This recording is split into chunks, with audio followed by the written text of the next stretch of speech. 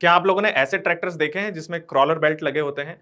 बच्चों जनरली आप लोगों ने ऐसे ट्रैक्टर्स देखे होंगे जिसमें टायर्स होते हैं, लेकिन ऐसे फील्ड्स जहां पर ज्यादा ट्रैक्शन रिक्वायर्ड होता है वहां पर क्रॉलर बेल्ट वाले ट्रैक्टर्स यूज किए जाते हैं। तो देखिए बच्चों, ये एक इरोडो का प्रॉब्लम है और इसमें हमें गिवन है कि एक क्रॉलर बेल्ट वाला ट्रैक्टर जो है वो वी वेलोसिटी से चल रहा है। ठीक है, यहां पर ऊपर ट्रैक्टर है और ये उसकी क्रॉलर बेल्ट है और ट्रैक्टर वी वेलोसिटी से चल रहा है। तो हमें इस बेल्ट की काइनेटिक एनर्जी निकालनी है जिसकी वेलोसिटी वी है। ठीक है बच्चों, इसकी काइनेटिक एनर्जी निकालने के हमारे पास दो तरीके हैं, उनमें से एक तरीका लेंथी है और दूसरा तरीका बहुत आसान है। ठीक है, तो हम इजी वाले मेथड से सॉल्व करेंगे, एक लाइन में आंसर आ जाएगा।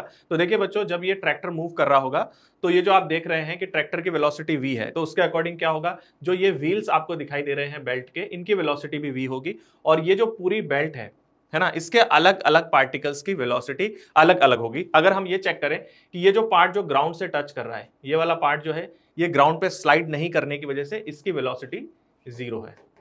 ठीक है, तो ये जो ग्राउंड वाला पार्ट है इनकी वेलोसिटी 0 है और डिफरेंट डिफरेंट पार्ट की डिफरेंट डिफरेंट वेलोसिटी है। अब बच्चों, हमारे पास एक कॉन्सेप्ट होता है, किसी सिस्टम की काइनेटिक एनर्जी क्या होती है?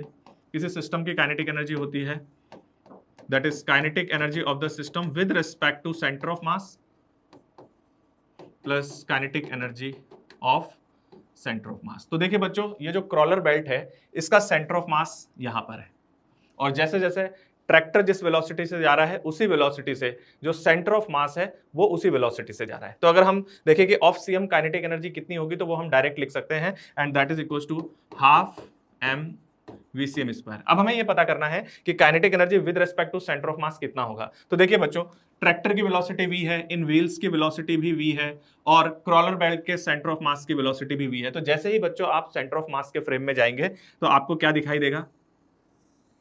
बेल्ट के सेंटर ऑफ मास के फ्रेम में जाते ही ये व्हील्स आपको स्टॉप होते हुए नजर आएंगे और जितनी वेलोसिटी इसकी है आगे की तरफ, बिकॉज ये जो ग्राउंड वाले मॉलिक्यूल्स हैं ये रेस्ट पर हैं, तो इस वजह से क्या होगा कि सेंटर ऑफ मास के रेस्पेक्ट में ये जो नीचे वाले पॉइंट्स हैं ये v वेलोसिटी से इधर जाएंगे।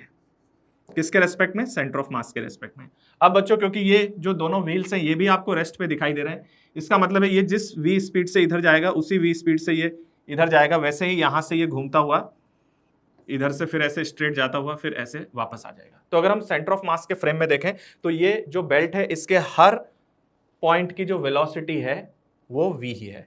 ठीक है बच्चों, तो यहां से हमारे पास देखिएगा kinetic energy with respect to cm भी आ जाएगा हाफ mv स्क्वायर। ओके स्टूडेंट्स, क्योंकि इन सभी की स्पीड v है with respect to centre of mass, मतलब सेंटर ऑफ मास के रेस्पेक्ट में ये ऐसे पूरा घूमता हुआ दिखाई देगा और v स्पीड से। तो kinetic energy with respect to cm भी हो गई हाफ mv square and of cm भी हो गई हाफ mv square and that is your answer mv square.